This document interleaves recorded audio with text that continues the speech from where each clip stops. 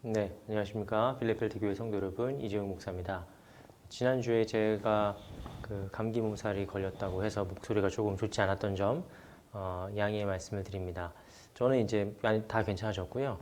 제 아내가 이번에는 이제 몸살 기운이 좀 있습니다. 네, 우리 지금 교회 청빙 관련 과정이 지금 어떻게든 순차적으로 진행되고 있다는 사실을 저도 이제 간접적으로 보고 이렇게 듣고 있는데 많이 기도하고 있습니다. 우리 성도님들 모두 다 함께 기도하시고 지금 특별히 지금 비자 문제가 조금 어려워서 목사님들 특히 독일에 계시지 않은 목사님들께서 이제 오시려고 할 때도 좀 어려움이 있는 줄로 알아요. 그래서 참 그거를 중간에 처리하고 계시는 우리 청빙위원 분들도 참 너무 고생이 많으시고 또 이렇게 기다리고 묵묵히 기도해 주시는 우리 성도님들도 참 너무 고생이 많으시고 그렇습니다. 네, 모쪼록 좋은 목사님이 잘 구해지고 빨리 정착될 수 있기를 저도 늘 같은 마음으로 기도하겠습니다. 네, 그럼 오늘 11월 첫째 주일 예배 우리 다 함께 예수 우리 왕이여 함께 찬양하심으로 11월 첫째 주일 예배 하나님 앞에 올려드리겠습니다.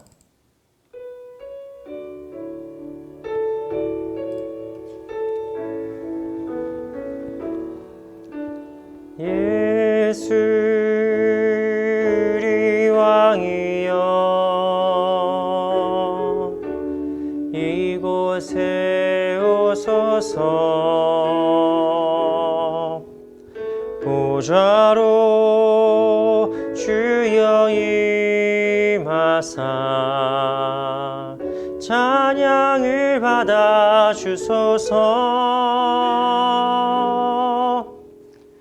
주님을 찬양하오니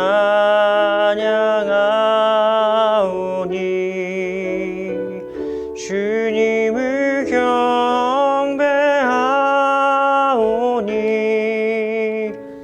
왕이신 예수여 오셔서 좌정하사 다스리소서. 예수 우리 왕이여 예수 우리 왕이여 이곳에 오소서 보좌로 주여 임하사 찬양을 받아 주소서 주님을 찬양하오니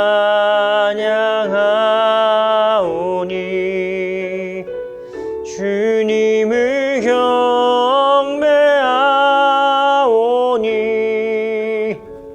왕이신 예수여 오셔서 좌정하사 다스리소서.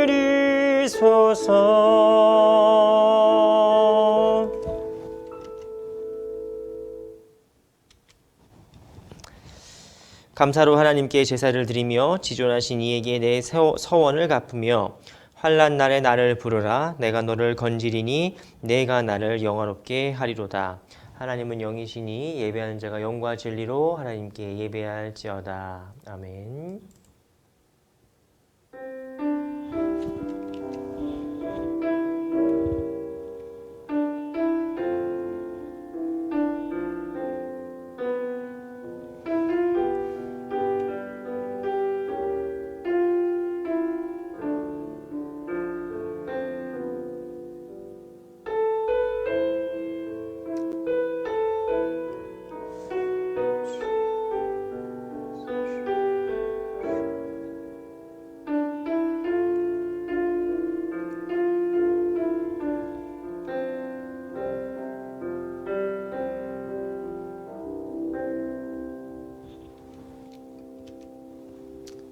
아멘. 다 함께 찬송가 41장 내 영혼아 주 찬양하여라. 우리 찬양으로 하나님께 영광 올려드리겠습니다.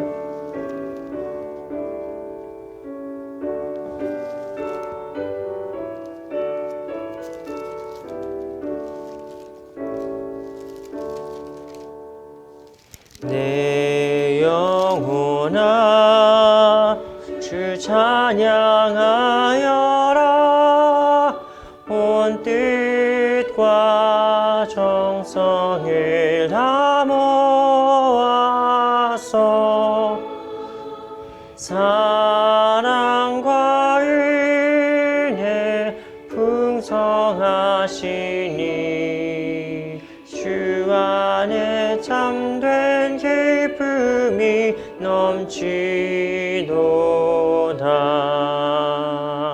내 영혼아 주 찬양하여라. 그 발로 행하신 그 능력을 인자와 자비 풍성하시니 온 세상 모두 알리라. 세세토록. 간주있습니다.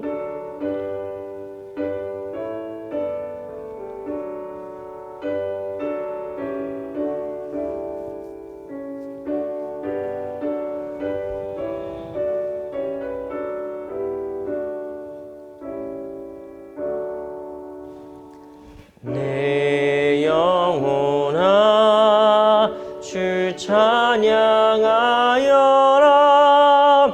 능력과 권세로 다스리네.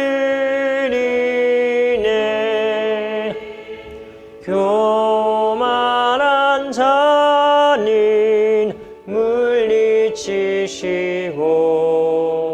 이 낮고 천한 백성들 높이시네. 내 영혼아 주 찬양하여라.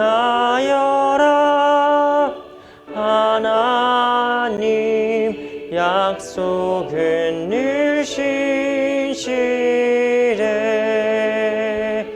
온 세상 향해 크게 말하라.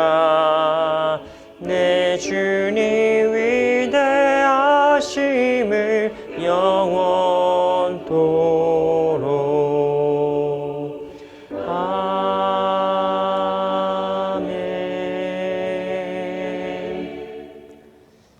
우리 한 주간 우리 주님 앞에 지었던 죄악들, 우리의 알고 지은 죄, 모르고 지은 죄, 이 모든 죄악들 하나님 앞에 내려놓고 정결한 마음 달라고 함께 기도하며 나아가겠습니다. 함께 기도합니다.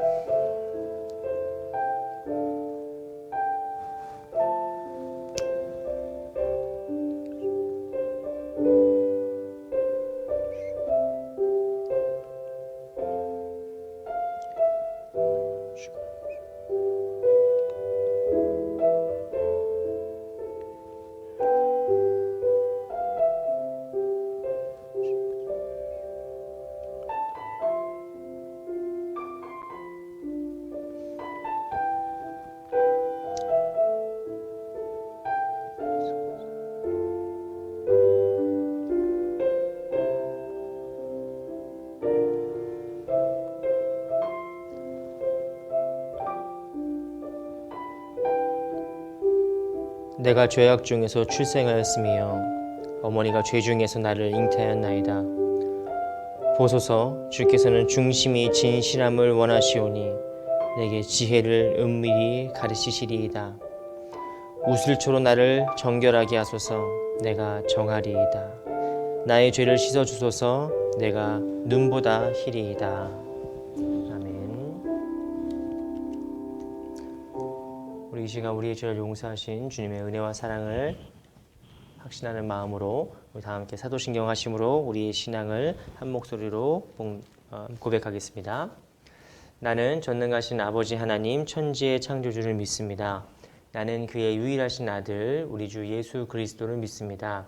그는 성령으로 잉태되어 동정녀 마리아에게서 나시고 본디오 빌라도에게 고난을 받아 십자가에 못 박혀 죽으시고 장사된 지 사흘 만에 죽은 자 가운데서 다시 살아나셨으며 하늘에 오르시어 전능하신 아버지 하나님 우편에 앉아 계시다가 거기로부터 살아있는 자와 죽은 자를 심판하러 오십니다. 나는 성령을 믿으며 거룩한 공교회와 성도의 교제와 죄를 용서받는 것과 몸의 부활과 영생을 믿습니다. 아멘.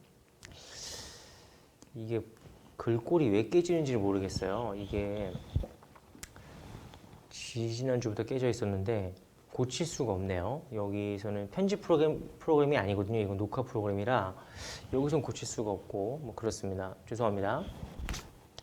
네, 이 시간에는 우리 교독문 시편 10편 말씀으로 우리 교독하심으로 성시로 하나님께 찬양과 영광 올려드리겠습니다.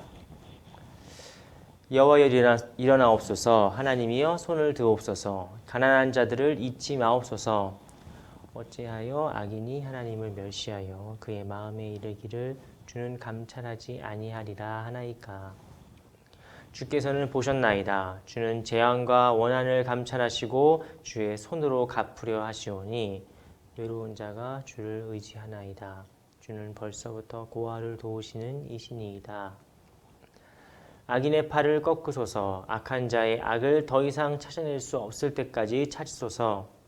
여호와께서는 영원 무궁하도록 왕이시니 이방 나라들이 주의 땅에서 멸망하였나이다. 여호와여 주는 겸손한 자의 소원을 들으셨사오니 그들의 마음을 준비하시며 귀를 기울여 들으시고 고아와 압제당하는 자를 위하여 심판하사 세상에 속한 자가 다시는 위협하지 못하게 하시리이다. 아멘. 네, 함께 찬송가 314장 우리 하나님께 찬양으로 영광 올려드리겠습니다.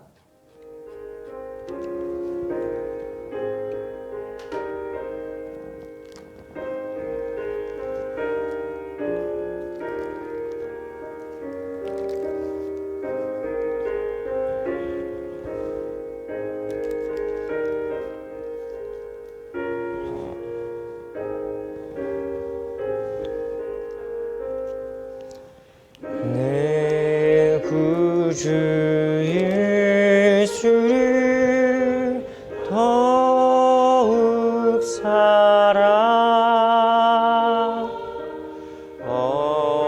엎드려 비는 말 들으소서.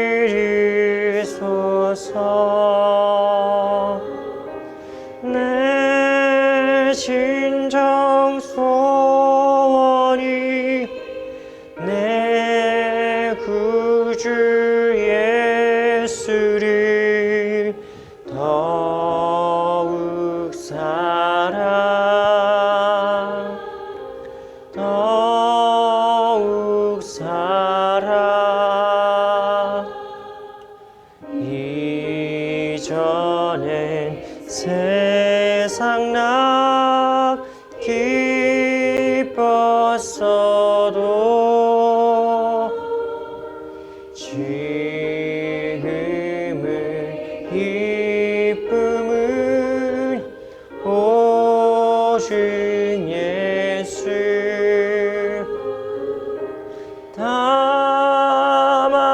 내 비는 말 내 구주 예수를 더욱 사랑 더욱 사랑. 간주 있습니다.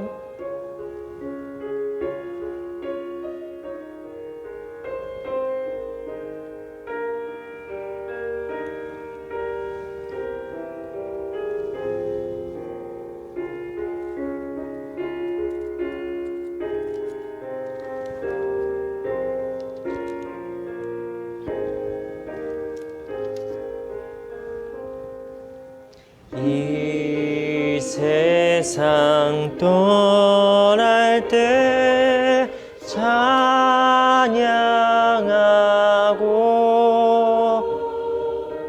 숨질 때 하는 말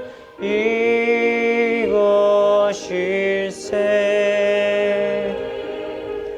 다만 내 비는 말 내 구주 예수를 더욱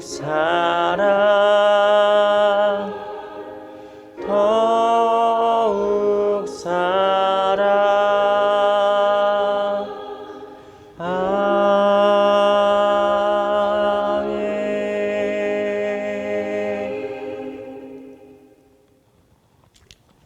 네, 기도하겠습니다.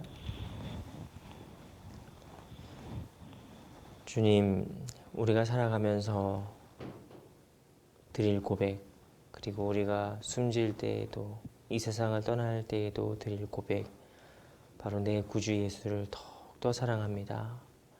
어제보다 오늘이, 오늘보다 내일이, 우리의 1년 전보다 오늘이, 그리고 1년 후가 더욱더 주님 사랑하는 우리 한 사람 한 사람 모두가 다 되게 도와주시옵소서. 우리가 언젠가 하나님 앞에 받았던 그 은혜를 기억하며 추억으로 살아가는 존재가 아니라 매일매일 하나님의 은혜와 동행하며 그 은혜가 우리를 충만하게, 그 은혜가 우리를 가득히 채우는 그런 일상의 역사가 우리 삶 가운데 늘 동행할 수 있도록 주님 인도하여 주시옵소서. 하나님, 코로나의 상황이 점차 완화되고 있습니다. 물론 확진자는 늘 늘어나고 코로나의 위협은 여전히 존재하지만 이제 많은 나라들이 위드 코로나라고 해서 함께 이 시기를 언제까지는 이렇게 닫을 수 없고 막을 수 없기 때문에 이제 서서히 백신을 중심으로 방역을 확산하려는 그런 움직임을 보이고 있습니다.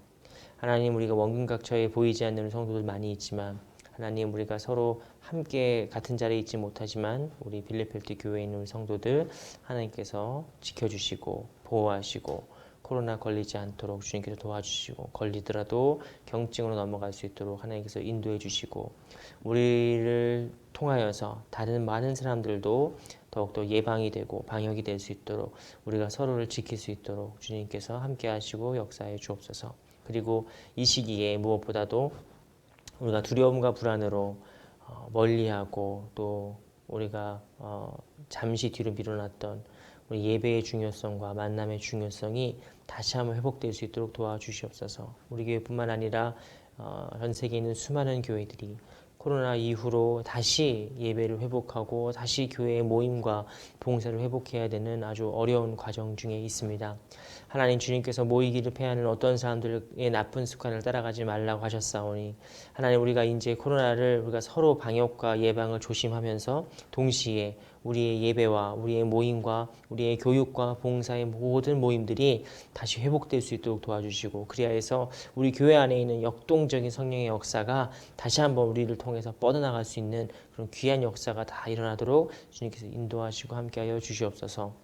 하나님, 특별히 우리 교회에 이제 후임 목사님 구한 과정 중에 있습니다. 많은 목사님들이 지원하셨고, 우리 교회 또한 참 안타깝지만 또 많은 목사님들을 다시 저희가 승낙할 수 없는 그런 또 사정이 있습니다.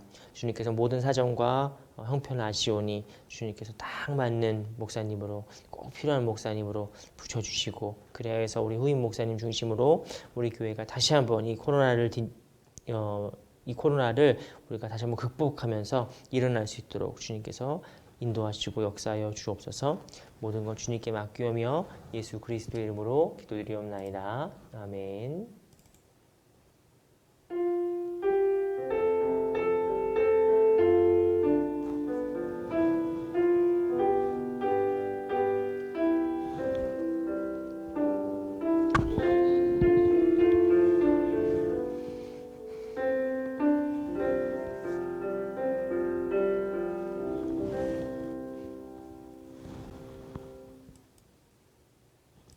네, 하나님께서 오늘 우리에게 주신 말씀은 신약성경 사도행전 23장 11절 말씀입니다. 사도행전 23장 11절 말씀 한 절밖에 되지 않기 때문에 여러분 계신 곳에서 함께 한 목소리로 봉독해 주시면 감사하겠습니다. 오늘 이 계시의 말씀 함께 봉독할 때에 살아계신 하나님께서 우리에게 은혜 주시기를 원합니다. 우리 다 함께 봉독하겠습니다. 그날 밤에 주께서 바울 곁에 서서 이르시되 담대하라 내가 예루살렘에서 나의 일을 증언한 것 같이 로마에서도 증언하여라 하리라 하시니라. 아멘. 네, 이렇게 되죠. 오늘은 딱 한 절밖에 말씀을 읽지 않았습니다. 그래서 여러분들 중에 눈치가 빠르신 분들이라면 오늘 설교가 빨리 끝나겠구나 라고 이렇게 생각하실 분들 계시겠지만 뭐 그건 알아서 하겠습니다. 여기 한국에 와서 이제 몇몇 목사님들을 만나 뵙고 또 이제 제가 독일에서 왔다고 하니까 뭐 독일 유학이랄지 독일의 목회 이민 사회 등에 대해서 물어보시는 분들이 종종 계셨습니다. 그래서 제가 그분들과 좀 잠깐 이야기를 나누고 궁금한 것들 물어보시면 제가 답변해 드리고 뭐 그런 시간이 종종 있는데요. 얼마 전에 만난 목사님 중에 한 분은 부목사님이신데 이제 그 독일로 이제 선교 사역을 선교에 좀 비전을 갖고 계시더라고요. 그래서 독일에서 무슨 선교인가 봤는데 그분은 이제 태권도 사범 자격증도 있으시고 대학생 때부터 태권도 선교 팀에 계셔서 이제 그 태권도 선교를 통해서 이제 다른 민족들, 다른 나라들의 이제 복음을 소개하고 또 이렇게 하는 사역을 하셨다고 해요. 그래서 뭐 훌륭한 사역 하셨습니다. 라고 했는데 이제 또 독일에서는 또 도장들, 태권도 도장 같은 것들도 이제 많이 있고 또 이제 인기도 있고 한다고 하니 이제 잘 되시면 좋겠다라고 잘 준비하셔서 근데 물론 이제 그런 사업을 새로 시작하고 도장을 세우고 또 목회를 또 동시에 같이 하려고 하는 건 사실 쉬운 일이 아니라서 이제 저도 이제 뭐 이런저런 조언을 드렸는데 그 얘기 말씀을 나누다 보니까 이제 나이가 저보다 좀 연배가 있으신 분이라 혹시 이제 자제분들이 어떻게 되시냐 나이가 라고 여쭤봤더니 이제 중학생인 거예요. 자제분들이 이제 중학생 뭐 중3, 중1 뭐 이렇게. 그래서 제가 아이들이 조금 힘들겠는데요. 이렇게 했더니 애들은 괜찮대요. 그래서 아니 안 가보지도 않고 어떻게 알아요? 내가 그 목사님이 가보지도 않고 어떻게 알아요? 그러니까 애들은 말도 빨리 늘고 애들은 다 괜찮다고 그러셔서 잘못 생각하신 걸 수 있다. 다시 한번 알아보셔라. 왜냐하면 제가 더 많이 본 케이스는 아이들이 생각보다 적응을 잘 못할 수도 있다라고 말씀을 드렸어요. 근데 그분은 모르겠어요. 그분 진짜 가실지 어떠실지는 잘 모르겠습니다만 저는 좀 겁을 줬습니다. 이렇게 뭐 가면 다 될 거라고 생각하시는 분들이 참 많잖아요. 그런데 사실은 가면 그때부터 문제가 시작이고 가면은 정말 아무도 도와주지 않기 때문에 아무 도움도 우리가 기대하거나 바랄 수 없기 때문에 정말 잘 준비해서 가야죠. 물론 아무리 준비해도 다 할 수는 없어요. 하지만 우리가 최대한 좀 인간적으로 현실적으로 준비할 수 있는 부분을 다 준비해야 되는데 기혼자 특히 자녀가 있는 기혼자의 가정의 경우에는 자녀들의 이제 이 문제가 좀 큽니다. 이민 사회에서. 그렇죠? 저희는 다 아는 얘기잖아요. 그죠? 저희는 다 아는 얘기죠. 제가 이 독일에서 청년들, 그리고 이제 목회를 같이 해오면서 또 뭐 JC 캠프랄지 뭐 코스타랄지 뭐 그런 유럽에 되게 많은 집회들과 행사들이 있지 않았습니까? 그런 데들 이제 참관해보고 같이 이제 참여하고 하면서 이제 정말 많이 경험하고 놀랬던 것은 독일에 살고 있는 우리 한인 2세, 3세 아이들이 대단히 크게 정체성의 혼란을 좀 겪더라는 것입니다. 그것은 제가 아까 말씀드린 그 부목사님처럼 애들은 다 해요. 애들이 뭐가 문제야. 그런 문제가 아니죠. 애들이 물론 사람마다 좀 그 역량의 차이나 뭐 재능의 차이는 있겠습니다만 말이 엄청나게 빨리 느는 애들도 있습니다. 그렇죠? 가가지고 뭐 몇 년 만에 말이 그냥 뭐 원어민처럼 슈룩 뭐 나오는 애들도 있죠. 그런데 언어의 문제도 있지만 이 외모나 이런 정체성의 문제에서 오는 그런 혼란들이 분명히 있단 말이죠. 외모뿐만 아니라 뭐 가족의 문화랄지 하다못해 신앙생활 문화 같은 경우도 그렇죠. 교회에 있던 2세 청소년 중에 한 명하고 이야기를 하다가 그 친구 독일에서는 항상 이제 월요일 날 수업 시작할 때 항상 이제 뭐 주말에 뭐 했니? 뭐 이렇게 물어보지 않습니까? 주말에 뭐 했니? 이렇게 물어봐서 이제 다들 뭐 승마를 하고 왔어요. 말을 탔어요. 뭐 누구는 호수를 갔어요. 누구는 뭐 캠핑을 했어요. 뭐 되게 다양한 자기 소개 시간이 있는데 한국인 2세 교회 다니는 한국인 2세 가족의 청소년들 언제나 교회 갔었어요. 어제 교회에서 있었어요. 어제 교회 갔다 왔어요. 라고 얘기하니까 그 선생님, 독일 선생님이 그게 힌베시라고 세뇌. 그건 세뇌잖아. 뭐 이렇게 이야기를 그냥 툭툭 던지는 거죠. 그러면은 그치 얘도 교회 다니고 얘도 예수 믿는데 왜 나는 매주 교회를 가야 되지? 뭐 이런 문제부터 시작해서 가족의 문화도 다르고 그러니까 정체성의 문제라는 것은 단순히 우리 아이들이 말을 못해서 겪는 것이 아니라 독일에서 살고 있는 우리 아이들이 말을 못해서 겪는 문제가 아니라 거기에 생활하면 할수록 이질적인 걸 느끼는 거죠.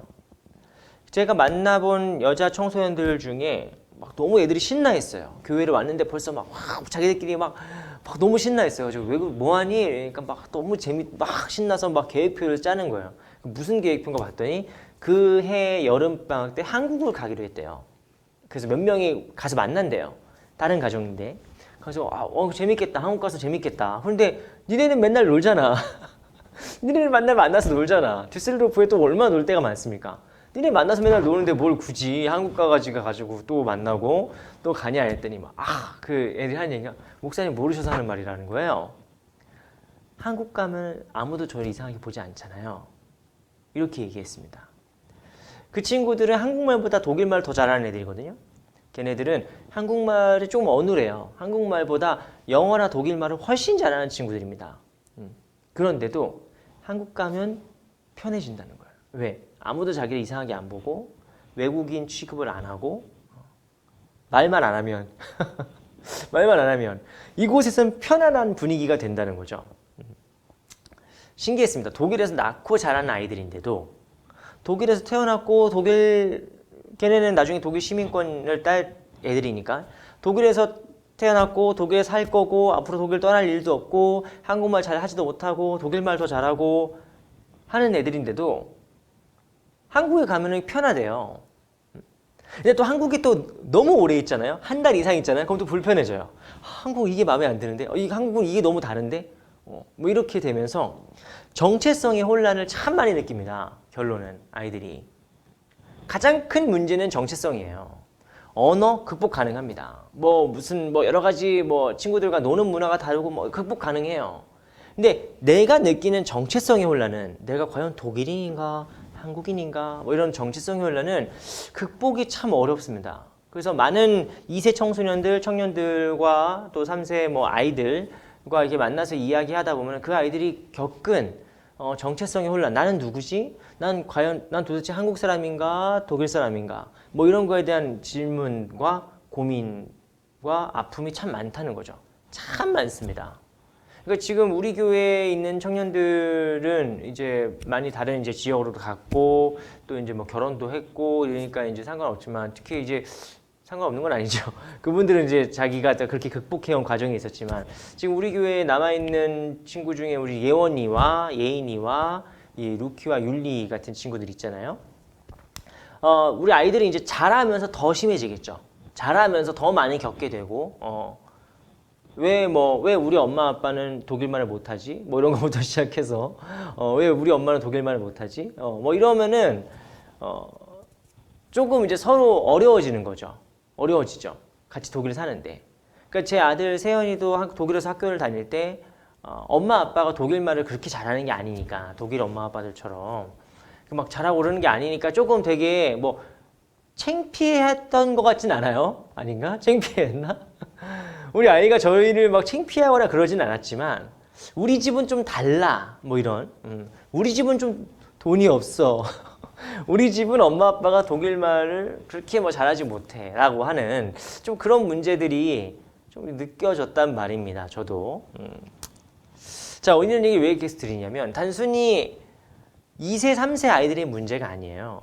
정체성의 문제라는 건. 정체성의 문제라는 건 우리가 살면서 갑자기 훅 들어오는 질문입니다. 삶의 근본적인 질문이죠. 여러분 우리가 살아가다 보면은 특히 엄마로 살아가는 분들이 그런 거를 많이 겪죠. 엄마로 살아가는. 내가 한 사람이었고 사회인이었고 열심히 하다가 결혼해서 이제 아기를 낳는데 그것만으로 내 경력이 뚝 끊겨버리고 그것만으로 내가 하던 일들에서 멈춰버리고 되지 않는다면 그 유리천장 같은 것이 나를 막고 있는 걸 경험한다면 내가 도대체 누구지? 라는 생각을 하게 되는 건 아니겠습니까? 그래서 많은 우리 기혼 여성분들, 육아하는 이제 워킹맘들이 그게 참 너무 힘든 거죠. 나는 여전히 누구고 아무개 나는 여전히 누구고 이 사람을 사랑해서 결혼했을 뿐이고 사랑의 결실로 아기가 나왔을 뿐인데 그걸로 이제 나의 역할이 이렇게 제한되고 하는 일들이 너무 많다 보니까 내가 과연 누구지? 내가 밥하는 기계인가? 명절이면 이렇게 전 부치는 그 뭐 기계인가? 로봇인가? 이런 생각을 이게 삶에서 살다가 훅 들어오죠. 훅. 남자들이라고 뭐 별 다르겠습니까? 내가 과연 뭐지? 일하는 로봇인가? 기계인가? 뭐 이런 생각이 훅 들어온다 이거죠. 우리가 살면서 우리를 규정짓는 수많은 이 역할들 그리고 정체성들이 있습니다. 저는 한 사람의 남자이기도 하지만 또 제 아내의 남편이고 저희가 이제 다다음 주면 결혼 10주년이에요. 10년 동안 황정은 씨와 함께 살아왔죠. 왜 남편 노릇을 잘했냐 뭐 그러지 못해 정말 미안해요. 그런데 그래도 어쨌든 서로 발맞춰가면서 열심히 살아온 시간이 벌써 10년입니다. 근데 10년을 해도 잘 못해요. 10년을 해도 서로에게 미안한 게 있고 아쉬운 게 있고 잘 못할 때가 더 많죠. 그런 겁니다. 아빠도 마찬가지고 부모라는 것, 또 목사라는 역할 이런 모든 역할들과 저의 일부분들이 다 저의 정체성인 것이죠. 근데 이 정체성의 혼란에서 가끔씩 제 아내가 싸울 때 저에게 하는 말이에요. 네가 그러고도 목사냐? 네가 목사냐? 뭐 이런 얘기를 할 정도로 그럼 나는 정말 과연 목사일까? 뭐 이런 생각을 꼭 아내 때문이 아니라 저 스스로도 갖죠. 저 스스로도 그런 정체성에 대한 혼란과 질문들을 갖습니다. 현대인들의 많은 우울증, 현대인들의 많은 정신적인 질환, 어려움, 마음의 아픔, 상처들이 대단히 많은 근본에 뭐가 있냐면은 내가 누군지를 정확히 알지 못하기 때문입니다. 내가 누군지가 너무나 많이 이렇게 파편화되어 있기 때문에 옛날에는 그냥 농부, 난 뭐예요? 농부였어. 우리 할아버지도 농부였고 우리 아버지도 농부였고 나도 농부고 우리 아들도 농부고 우리 할아버지가 뭐 양반이면 뭐 아버지가 양반이고 나도 양반이고 내 새끼도 양반이고 이런 식으로 옛날엔 정체성이 가문을 이어서 또 변화하지 않는 사회의 틀에서 그냥 쭉 내려왔기 때문에 특별하게 나는 누구인가 뭐 이런 질문 자체가 별로 없었습니다만 오늘날 현대사회에서는 평생 직장도 없어졌죠. 우린 자주 이동을 하죠. 거주 공간도 일정치 않죠. 막 이러다 보니까 너무나 파편화된 개인의 자기 정체성이라는 게 있단 말입니다. 그리고 그 파편화된 자기 정체성 속에서 균형을 갖지 못하면 이것들이 무너져 버려요. 그러면은 내가 누구지? 나는 뭐 하는 사람이지? 나는 왜 살지? 라는 정신적인 어려움으로 다가오게 됩니다. 오늘 이렇게 길게 말씀드린 이유는 무엇이냐면 바로 이 모든 정체성들을 타고 넘어간 사람이 있기 때문입니다. 그 사람이 누구냐? 바로 사도 바울입니다. 사도 바울은 오늘 우리가 이제 지난주까지 우리가 읽은 말씀이 뭐였냐면은 사도 바울이 에베소에서 이제 날마다 전도하고 뭐 했던 것이죠. 그 3년 동안 이제 에베소에서 이제 복음 사역을 하고 했던 것 쭉 나오다가 이제 거기서 많은 또 일들이 있어요. 소동이 있고. 그래서 결국에 이제 사도 바울이 마게도니아와 헬라 지역을 그냥 쭉 돌면서 다시 순회 전도를 하다가 예루살렘으로 가야겠다고 결심합니다. 예루살렘으로. 바울이 예루살렘으로 가겠다 하자 그 다음부터 이제 19장부터 20장까지는 21장까지 뭐 거의 계속 바울이 예루살렘에 간다 안 됩니다 가시면 죽어요 가시면 잡힙니다 아니다 난 그래도 갈랜다 안 됩니다 가시면 죽어요 뭐 이런 얘기의 반복입니다. 다 막아요. 왜?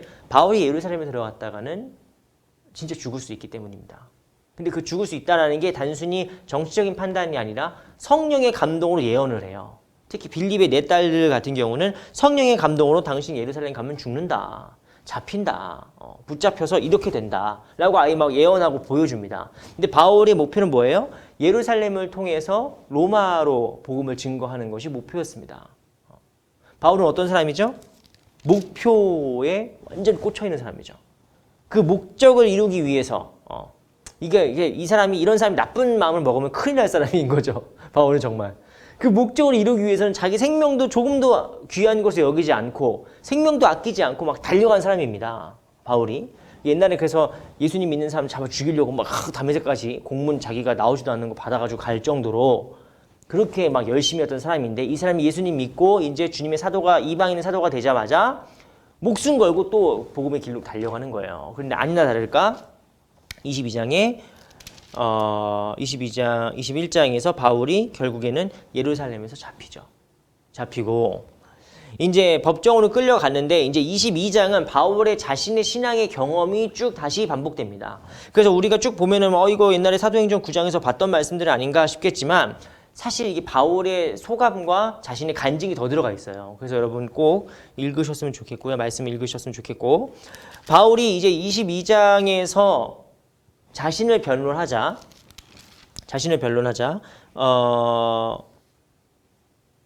22절 말씀, 22장 22절 말씀 보시면 그 얘기를 듣던 유대인들이 예루살렘에 있던 유대인들이 더 이상 들어줄 수가 없어요.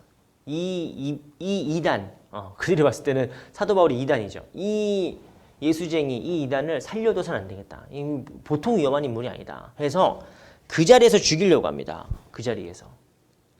그런데 이곳이 지금 어디냐면은 이곳이 지금 로마의 법정이기 때문에 유대인들이 즉각 처벌을 할 수가 없어요. 그리고 유대인들은 원래 직결 처벌을 할 수가 없습니다. 성전 그에 들어간 거 빼고는.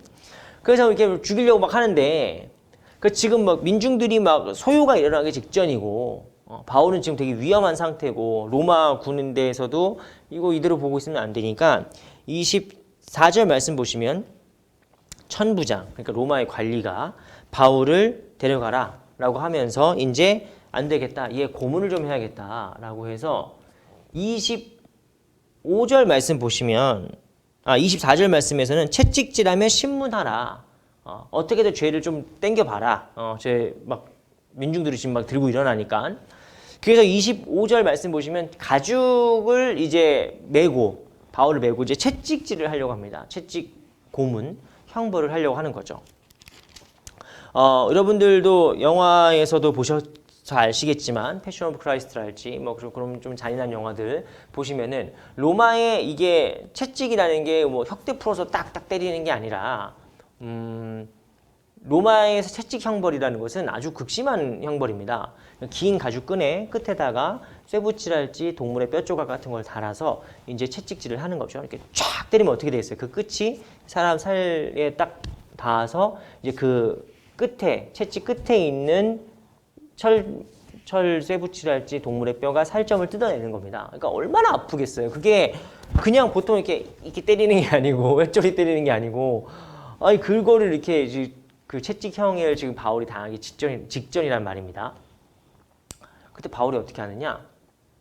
25절 말씀 보시면 바울이 너희가 로마 시민 된 자를 죄도 정하지 않고 채찍질할 수 있느냐? 라고 말합니다. 바울이 지금 여기서 제시하는 게 뭐냐? 나 로마 시민권자인데 로마 시민권자한테 이래도 돼? 라고 하는 거죠.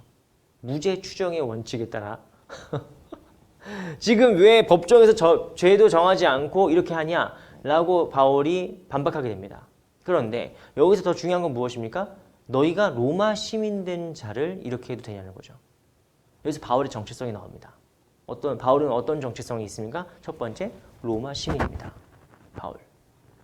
그래서 바울이 로마 시민이라는 얘기를 듣고 모두가 깜짝 놀라죠. 로마 시민이라니. 왜? 이때 당시에 모든 사람들은 로마의 속국입니다, 사실. 그렇죠? 소아시아를 가든 유럽을 가든 예루살렘을 가든 다 로마의 속국이죠. 하지만 로마 시민이라는 시민권을 갖고 있는 건 많지 않습니다. 모두가 로마의 시민권을 갖고 있는 것은 아니죠. 독일은 그런 독일의 시민권과 영주권 그런 차이가 크진 않습니다. 그죠? 그런데 하지만 미국만 해도 시민권과 영주권의 차이가 꽤 크다고 하죠. 그리고 저는 영주권을 받아보지 못한 유학생 비자 신분으로서 전 영주권을 갖고 계신 움베 프리스트, 그 기간이 정해져 있지 않은 영주권을 갖고 계신 분들이 얼마나 부러운지 모릅니다. 그게 뭐 5년 이상을 일하면은 이제 세금을 내고 일을 했으면은 움베 프리스트를 받는다고 저도 알고는 있었는데, 저희는 이제 비자 심사가 유학생 비자를 갖고 있는 사람들한테 비자 심사를 받으러 가는 날은 정말 이 뭐랄까요? 도살장에 끌려가는 느낌이에요. 도살장에. 모든 걸 준비해서 가면은 직원 저한테 소리친 적도 있었고요. 뭐 하루 종일 기다렸다가 결국엔 뭐 다음날 뭐 서류가 미비하네, 다음날 또 와, 뭐 이런 적도 있었고요. 그러니까 그 독일에서 아우슬랜드 암트라는 그곳은 안 가보신 분들은 모릅니다. 안 가보신 분들은 몰라요. 정말 힘들어요. 그리고 우리 성도님들은 지금 대체로 다 대부분 움베 프리스트이기 때문에 여러분들은 모르세요. 그 아우슬랜드 암트에서 2년마다 한 번씩, 1년마다 한 번씩, 저는 10개월마다 한 번씩 2번 갔거든요. 돈이 한 번에 막 250유로씩 깨지는데, 한 번 가면. 그럼 10개월 지나면 막 500유로가 깨진단 말이에요. 그 돈은 그냥 공중에 날아간 돈이에요.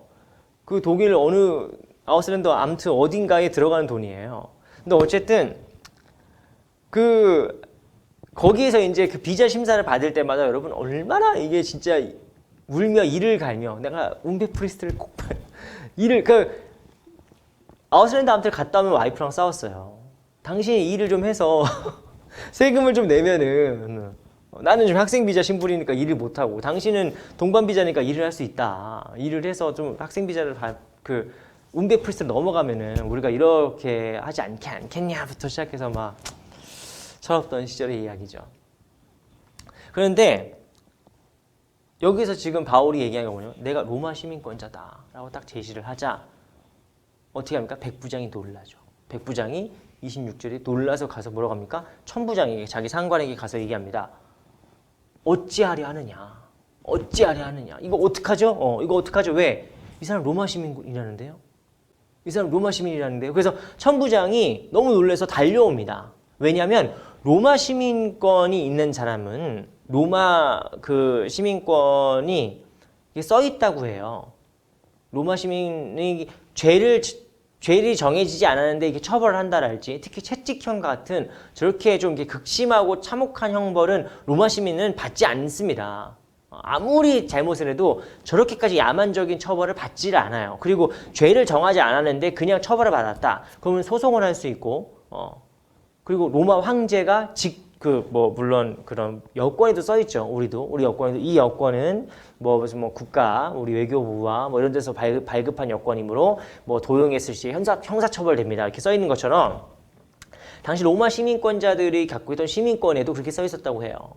로마 시민에게 죄를 묻지 않고 형벌을 가할 경우에 또는 이런 가혹한 야만적인 행위를 했을 경우에는 로마 황제와 싸울 각오를 해야 된다. 라고 써있을 정도로 아주 권위가 있는 것이 바로 로마 시민권이었습니다. 그래서 로마 시민권자라고 바울이 말하자 천부장이 달려와서 얘기하죠. 너 로마 시민권자냐? 너 그거 어떻게 땄냐? 나 돈 줬는데. 나는 돈을 많이 줘서 공로를 많이 해서 이제 이 시민권을 땄는데 너 어떻게 땄어? 그러니까 바울이 뭐라고 합니까? 나는 태어나면서부터 레벨이 더 높은 거죠. 급이 높은 거죠. 조선시대 후기 때로 이제 족보를 이제 돈 주고 사는 사람도 있었지만, 대충 알죠? 많은 사람들이 대충 이 사람이 양반이라고 하는데, 족보를 딱 들어보면 아는 거죠. 이게 돈 주고 딴 양반이구나. 아니면 정말 유서 깊은 집안의 양반이구나. 라는 걸 알겠죠? 그래서 바울이 로마 시민권자라는 정체성을 제시하면서 이 위기에서 벗어나게 됩니다. 그래서 원래는 바울이 여기서 그냥 이렇게 얘기 안 했으면은 바울은 몇 대 맞고, 물론 아주 나쁜 처벌이지만 몇 대 맞고 풀렸을 거예요. 근데 바울이 로마 시민권자이기 때문에 내가 로마에 가서 재판을 받아야 된다라고 이야기를 해서 이제 이야기가 더 길어지게 되는 거죠. 더 좀 바울의 개인의 모습으로 볼 땐 더 안타까워, 더 이제 좀 혹독한 그 길을 걸어가게 되는 겁니다만, 어쨌든 바울은 어떻게 했습니까? 자신이 채찍을 맞는 그 위험한 극심한 상황에서 내가 로마 시민권자다라고 밝힘으로써 자신의 정체성을 하나 드러냄으로써 이 위기를 모면하게 됩니다. 그런데 오해하시면 안 되는 게 바울이 맞기 싫어서 로마 시민권자라고 자랑한 게 아니죠. 맞기 싫어서. 한두 번 맞아본 게 아니에요. 바울이 한두 번 맞아본 게 아닙니다. 근데 채찍이 너무 아파서 그렇게 했냐? 그게 아니라 바울이 원하는 것은 무엇이냐? 바울이 자신이 로마 시민권자라는 정체성을 나타낸 이유는 무엇이냐? 뒤에 나옵니다. 뒤에 나옵니다. 두 번째. 바울은 어떤 정체성을 또 나타내느냐? 바로 내가 유대인이다 라는 정체성을 나타냅니다. 네, 23장 8절 말씀 보시면은 바울이 23장 네, 6절 말씀 보시면 바울이 이제 그 공의회 유대인들 공의회에 유대인 사람들의 이게 두 파가 있는 걸 알죠. 바울은 물론 다소 출신이고 디아스포라 출신이지만 바울이 어떤 사람입니까? 이 사람 바리새인이에요. 베냐민 집하고 바리새인이고 가말리아 문화에서 당시 최고의 율법 교사 이 학파에 있었던 사람입니다. 그러니까 이 사람이 얼마나 잘 알고 있습니까? 그러니까 이 사람 어떻게 하냐면은 이 유대인들이 모여서 막 자기를 죽이려고 하고 막 득실득실 막 할 때 주적이 하나일 때 바울이라는 한 사람에게 모든 게 포커싱이 맞춰져 있어서 이제 바울을 죽이네 마네 어떻게 죽이네 뭐 이러고 있을 때 바울이 어떻게 얘기하냐면은 여러분 나는 바리새인이다. 나는 바리새인이다. 그래서 바리새인의 아들이라서 나는 그래 뭐 저는 KBS의 아들이에요. 뭐 그런 것처럼 저는 MBC의 아들이에요. 이런 것처럼 나는 바리새인의 자손, 바리새인의 아들이라서 뭘 믿냐? 죽은 자의 소망, 곧 부활을 믿는다. 내가 지금 처벌받는 이유가 무엇이냐? 동네 사람들 잘 들어보세요. 공의회 사람들 잘 들어보세요. 내가 바리새인이라서 그래요. 내가 바리새인이라서 죽은 자의 부활을 믿는다는 이유만으로 이렇게 신분을 받습니다. 라고 툭 던지죠. 툭 던집니다. 그러자 어떻게 됩니까? 그 공회가 처음에는 주적이 바울이었는데 저 바울 저 잡아 죽여라 막 죽여라 했는데 바울이 나는 바리새인이다 라는 정체성을 툭 드러내자 이 공회가 논쟁터로 변질이 아니죠. 논쟁터로 바뀌어버려요. 바울한 사람 죽이려고 막 했다가 이제 자기들끼리 싸우기 시작합니다. 왜? 사두개인은 부활이 없고 천사도 없고 영도 없고 뭐 귀신도 없고 얘네들은 되게 현세 중심적인 성전 중심의 그 신앙을 갖고 있는 유대교 분파였고 바리새인은 율법과 말씀 중심의 분파였는데 바리새인들은 유대교에서도 죽은 자의 부활을 믿었습니다. 근데 그 죽은 자의 부활은 하나님의 최후의 심판 때에 일어난 일이지 뭐 예수랄지 뭐 그런 일에 벌어지지 않는다고 믿는 거죠. 그렇게 생각한 거죠. 어쨌든 간에 이 두 사람이 적대적 공존 관계였는데 바리새인과 사두개파 이 적대적 공존 관계였는데 바울이 자신의 정체성 즉 바리새 중에 바리새인 인 자신의 바리새인의 정체성을 던짐으로써 이 공의회가 바울을 죽이려고 막 득달처럼 달려들었던 이 공의회가 분열돼 버리고 결국엔 바울이 다시 살 수 있는 기회가 열리게 된 겁니다. 이 말씀을 이렇게 쭉 보면은 아 바울이 정말 보통 영악한 사람이 아니구나. 아 뱀 같은 사람이네 아주.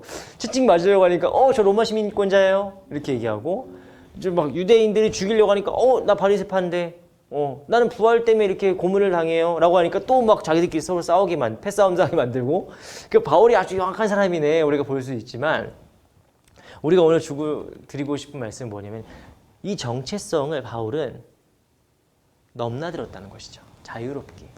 자유롭게 내가 로마 시민권자지만 바리새인이기도 하고 바리새인이지만 또 다소 출신의 그 도시 출신의 사람이기도 하고 내가 그리스도인이고 주님의 제자지만 또 이방인을 위한 사도이기도 하고 이렇게 이 모든 정체성들을 바울은 그때 필요에 따라 넘어다닌다는 겁니다. 우리가 이런 걸 표현할 수 있는 말은 두 가지가 있어요. 근데 첫 번째 부정적이죠. 기회주의자죠. 기회주의자.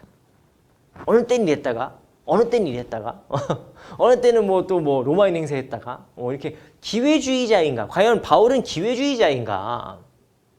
그렇지 않다라는 것을 오늘 우리가 읽은 말씀에서 볼 수가 있습니다. 오늘 우리가 읽은 말씀이 뭐였죠? 바울이 왜 이렇게까지 했을까요?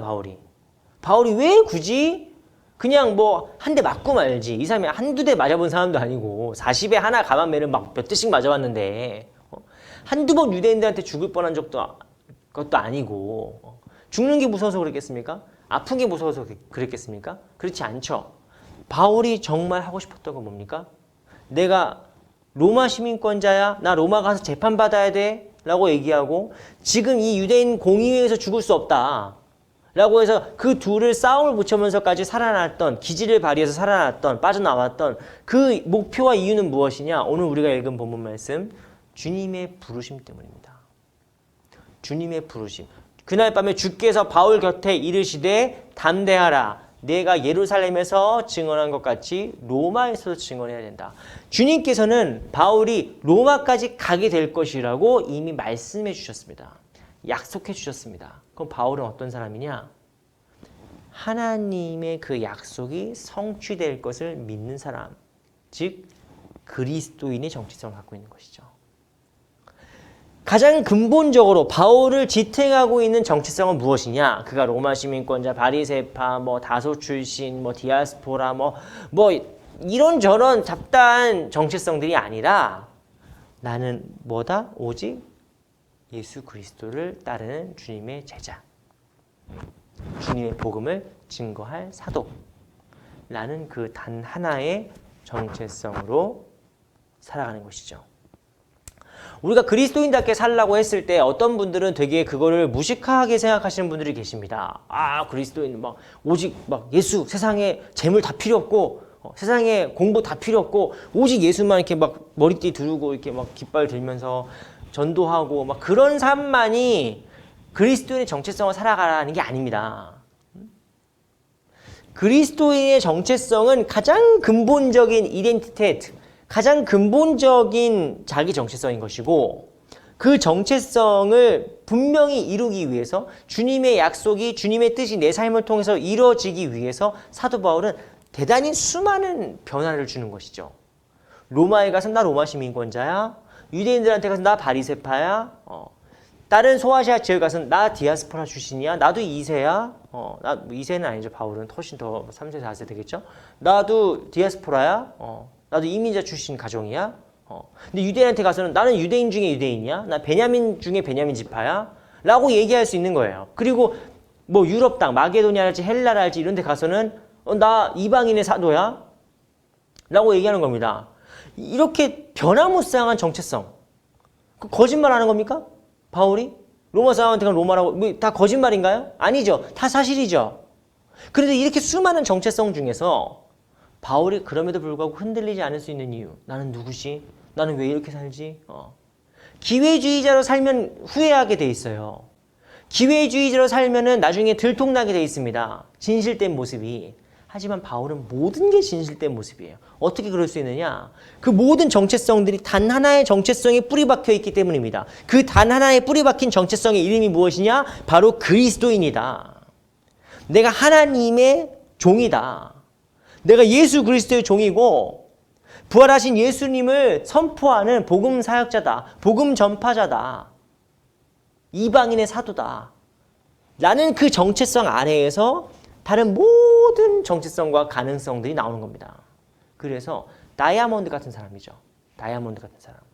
이렇게 보면 이렇게 보이고 이렇게 보면 이렇게 보이지만 결국에 그의 본질은 뭐예요? 가장 귀한 다이아몬드 같은 겁니다.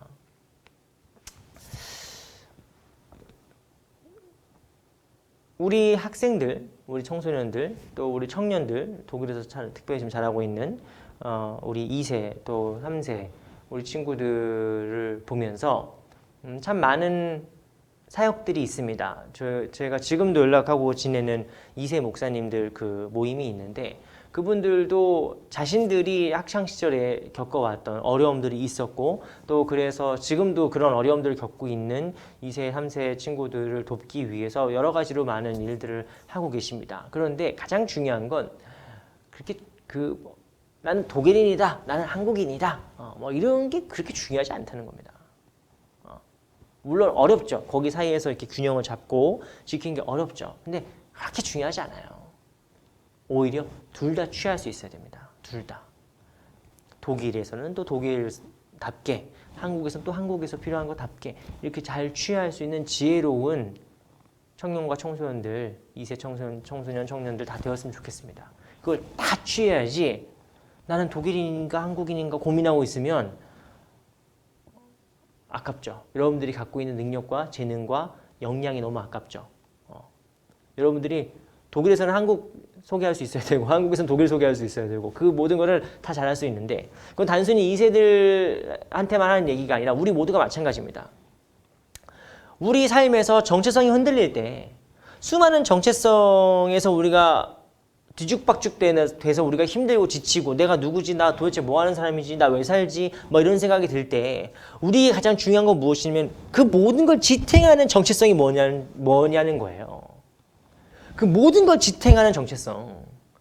그게 하나님 안 믿는 사람들에서는, 인본주의에서는 그냥 나 자신이라고 얘기합니다. 나 자신을 사랑해라. 나 자신의 뭐 욜로. 어차피 한 번 사는 인생. 워라벨. 나를 사랑하는 방법을 일하고 싶어요. 뭐 말은 되게 좋아요. 그런데 나는 나약합니다. 나는 죄에 묶여있고 죄의 권세에 묶여있고 한 나는 나약해요. 자연인 나는 언제 변할지 모르고 언제 쓰러질지 모르는 겁니다. 말은 멋있지만 하지만 나를 나되게 하는 것은 무엇이냐? 바로 예수 그리스도의 보혈을 통한 하나님의 자녀가 될 때 우리는 우리의 삶의 진정한 목적을 알게 되는 것이고 우리 삶의 진정한 이유를 알게 되는 것이고 우리가 하나님을 통해서 예수 그리스도를 통할 때야만이 우리가 나의 나됨이 드러나는 것입니다. 그래서 우리가 참다운 정체성을 가지려면 우리가 그리스도인으로 하나님의 자녀가 될 때에만 이 모든 정체성과 기능과 역할의 혼란 속에서도 우리가 그 든든한 터 위에, 믿음의 터 위에, 반석 위에 우리가 세워져서 살아갈 수 있는 것입니다. 사랑하는 우리 빌리펠트 교회 성도 여러분, 말씀 한 절 읽어놓고 설교는 더 길게 한 것 같아요. 그런데 오늘 우리가 꼭 잊지 않았으면 좋겠는 것은 우리의 삶의 모습이, 역할이 다양합니다. 그렇죠? 그런데 그럼에도 불구하고 우리가 꼭 변하지 않았으면 하는 것, 그것은 바로 우리가 이 주님의 약속을 붙드는 것입니다. 네가 예루살렘에서 나를 증언했듯이 로마에 가서도 그래야 하리라. 바울은 그 약속 붙들었기 때문에 어떻게든 로마를 가야 되는 거예요. 어떻게든. 이럴 땐 로마 시민으로 보여주고 이럴 땐 내가 바리새인을 보여주더라도 어떻게든 로마에 가서 주님의 그 약속이 성취되는 것을 경험해야 된다는 것이죠. 여러분, 우리의 삶 속에서도 다양한 모습과 다양한 역할들을 해야 될 때가 있습니다. 그럴 때 우리가 주님의 약속 믿으면서 그 약속 바라보면서 그 믿음의 든든한 터 위에서 그 모든 역할들 잘 수행해내는 저와 여러분 모두가 다 되었으면 좋겠습니다. 기도하겠습니다. 오늘 특별히 우리 후임 목사님 위해서 같이 기도하는 시간 갖도록 하겠습니다. 우리 후임 목사님께서 오셔서 다양한 역할들을 해주셔야 될 텐데 그 모든 역할들을 잘 수행하시고 또 충성하시고 또 열매 맺는 그런 목사님 되게 해달라고 우리 같이 우리 다음 새로 오신 목사님 위해서 함께 기도하겠습니다.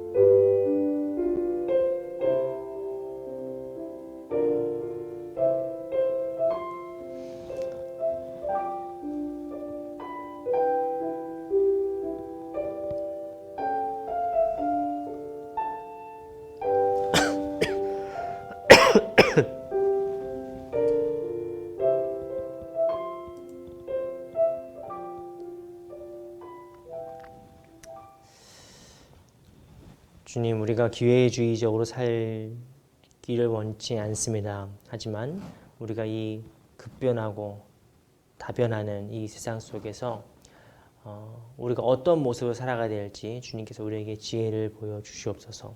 그리고 사도 바울이 어느 때서나 다양한 모습으로 잘 적응하고 또 어떻게든 복음을 가장 최적화된 방법으로 전했듯이 하나님 우리가 주님의 자녀, 하나님의 자녀요, 예수 그리스도의 제자요, 성령의 새로운 피조물이요, 성전으로 살아가는 데에 우리가 부족함이 없도록 우리의 삶의 다양한 모습으로 다양한 사역을 통하여서 우리가 그 모든 것들 하나님께서 우리에게 주신 그 뜻과 그 약속을 이루고 성취하는 우리 모두의 인생들 다 될 수 있도록 주님 인도하여 주옵소서. 모든 것 주님께 맡기오며 예수 그리스도의 이름으로 기도드리옵나이다. 아멘. 네, 특별한 광고사항은 없고요. 우리 다 함께 모든 상황 속에서 우리 후렴으로 또 축도로 예배를 마치도록 하겠습니다.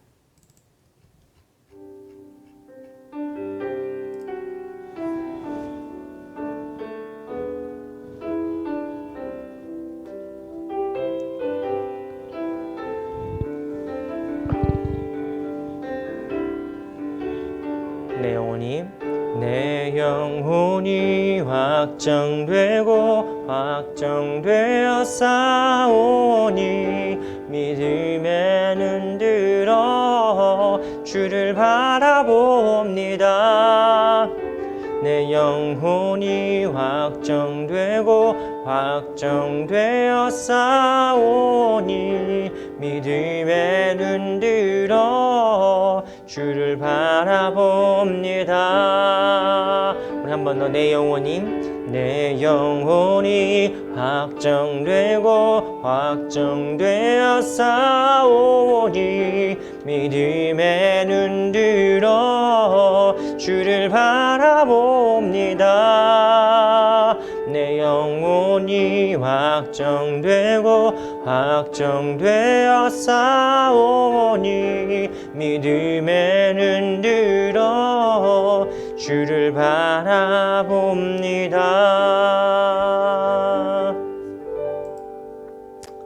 축도합니다.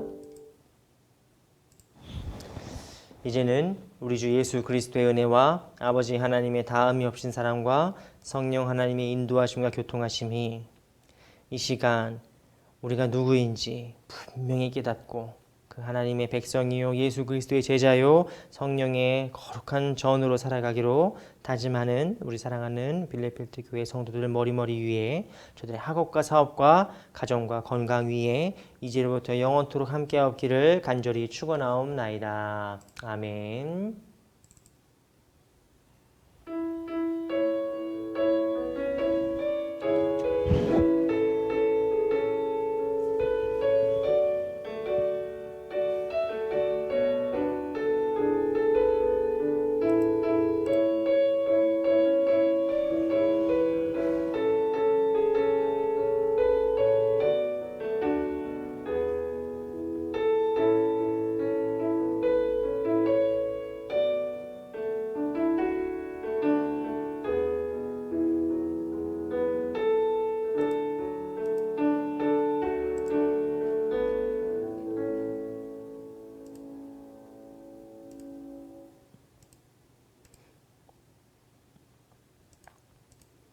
네. 네, 예배를 마쳤습니다. 혹시 지금 녹화 프로그램에서 뭔가 좀 이상하게 떴어요. 그래서 제가 이 영상을 끝내 보고 한번 확인을 해봐야 되겠는데 다시 해야 될 수도 있겠는데요. 지금 영상이 날아간 것 같은데 지금까지 예배 영상이 녹화가 지금 3분째래요. 다시 해야죠. 알겠습니다. 그럼 성도님들 모두 건강하시고 평안하시고요. 네, 저는 이거 좀 확인해야 마음이 지금 갑자기 어려워지네요. 네, 평안하시길 바라겠습니다. 네, 오늘 여기까지 할게요.